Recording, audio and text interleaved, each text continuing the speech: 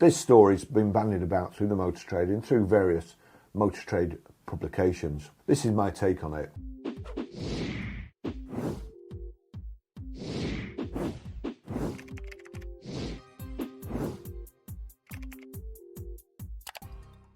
Why Britain is best for EV discounts and worst for EV values. If you want a bargain on a brand new EV, Britain might genuinely be the best place in Europe right now. But here's the problem. The very reason the discounts are massive is also the reason your EV might get absolutely battered on its residual value, on its used value, on its part exchange price, on what you can sell it for. And this week, even the Times is basically saying what I've been saying for years. Discounts aren't generosity, they're pressure. And pressure creates a nasty little loop. Discounts push down residuals, residuals push up monthly payments, payments kill demand, and then we need even bigger discounts. Do you see how it works? Do you see what these people aren't telling you? Do you see why they're idiots and they don't know what they're talking about when they ask for government grants and grants on used vehicles? They're throwing money which just, it doesn't even get to the vehicle. It gets disintegrated, shredded before it gets to the vehicle because it means nothing. If you give a grant for £10,000 off a vehicle and the £10,000 comes off its value used, which it does, then it's wasted. If you sell the vehicle at its list price and then it devalues by its normal price, without the £10,000 ever being involved in the calculation, it will probably lose less and not cost the taxpayer any money. So today, I'm going to try and go through the numbers and the policy and what it means if you're about to take the plunge and buy a new EV. This is different for privates than it is for people who get tax benefits. So we've got discounts, residuals, monthly payments, demand, bigger discounts. What the report is saying in plain English. The Times highlights an HSBC analysis comparing European prices. Average discount in January UK 12.8% versus Germany 10.2%. That's rubbish because the UK dealers are pre-registering loads and loads of EVs and they're selling them off as used EVs. A massive discount.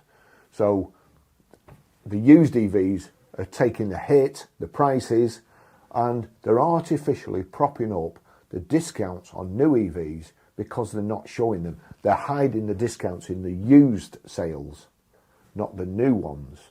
Do you see how that works? Biggest UK discount examples, Cupra Born, 26.5%.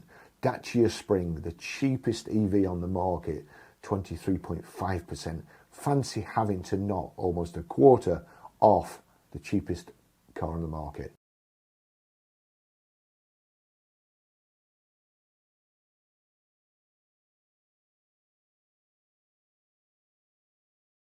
VW ID4, 21.8%, 21.8% off of VW.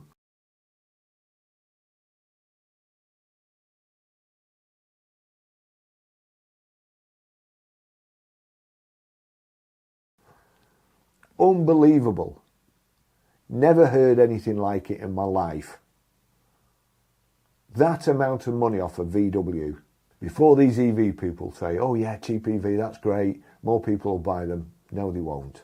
Now, before anyone says, well, that's great then, yes, it sounds great. But HSB's key warning is this. If list prices get chopped and residual values get chopped by the same amount, the customer doesn't actually win. Hooray. I have noticed some of my posts are being picked up. I've been getting a few calls off different people, and for those people out there that say that nobody listens to me and it's all clickbait, you're wrong about that too.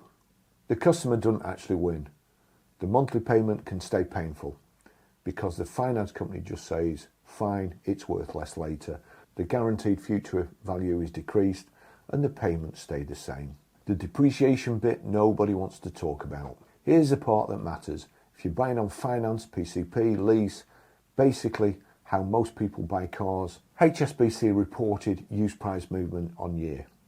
Used EVs down 7.4% to about £24,029. Plug-in hybrids down 4.5%. Diesels down 2.7%.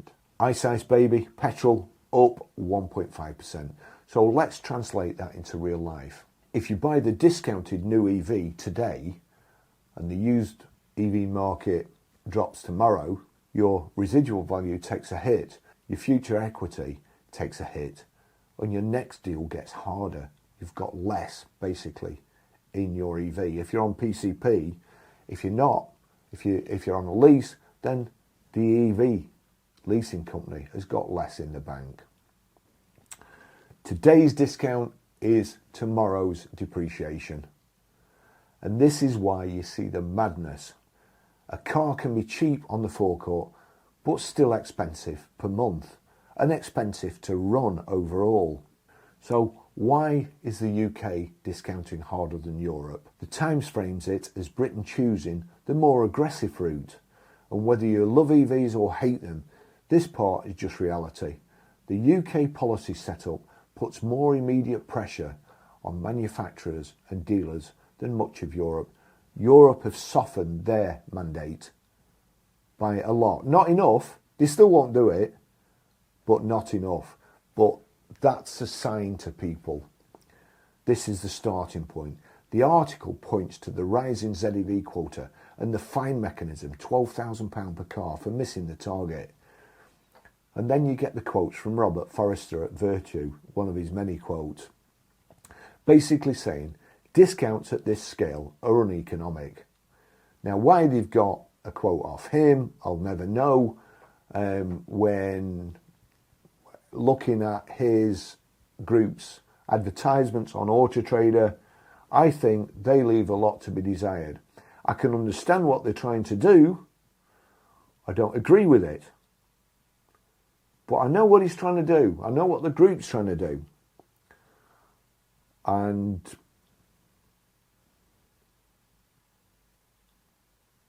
that's as much as I'm going to say. SMMT estimates the pain at around £11,000 a car.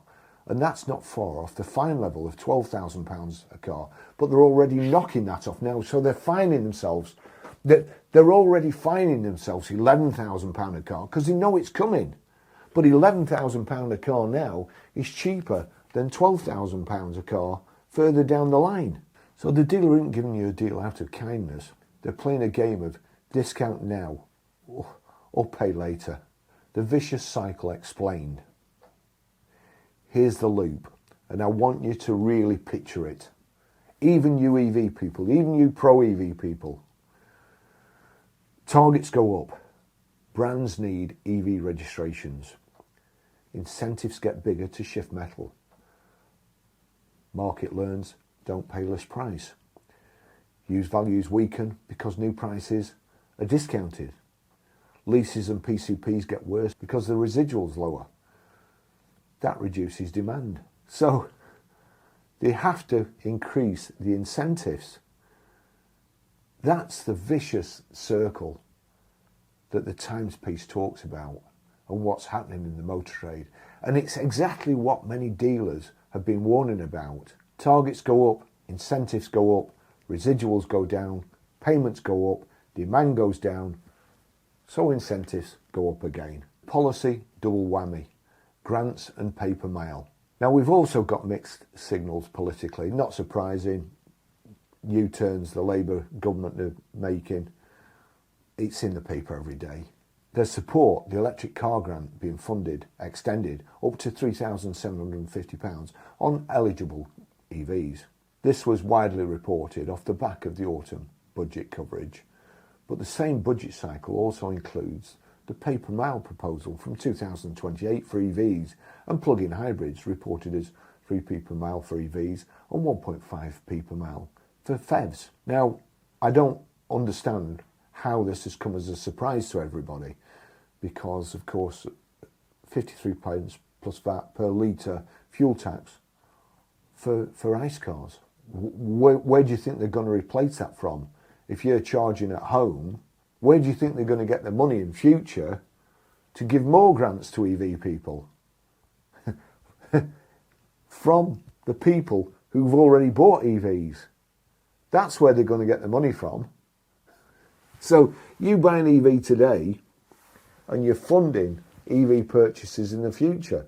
Now, whether you agree with road pricing or not, if buyers think, hang on, I'm buying a car and in a couple of years the tax system changes, that uncertainty can pause demand. And pausing demand is the last thing you do in a market that's already been propped up by incentives. So what should you actually do? Practical buyer advice. What does this mean for you watching this right now? If you're buying new or leasing, discounts can be brilliant if the lease rate and residual assumptions are strong. Compare the monthly payment, not the discount headline. Ask what's the guaranteed future value and what happens if prices drop again. If you're buying used, this is where bargains can be real. If used EV prices are already down year on year, you may be buying after the big hit. There doesn't seem to be any end in sight, to be honest, but bear with me. Depending on model and battery reputation, if you're buying nearly new, this is the sweet spot in a discounted market. Someone else absorbed the first chunk. How long you think that new vehicles are going to sell and become cheap used vehicles, how long you think that's going to go on is beyond me. Why would anybody keep chucking the money away on new ones? And if they stop buying new ones, then cheap used ones don't become available. Common sense to me, but not to the EV people apparently. They just think there's just an unbelievable, never-ending amount of mugs that are going to blow a fortune on a brand new EV. I'm going to say this clearly as I possibly can. I'm not telling you don't buy an EV. I'm telling you don't confuse a discount with a good deal, because it's not. The biggest discounted cars are often the most expensive to buy. The most interesting part here is that a mainstream outlet is now openly connecting the dots. Big discounts aren't a sign the market's thriving.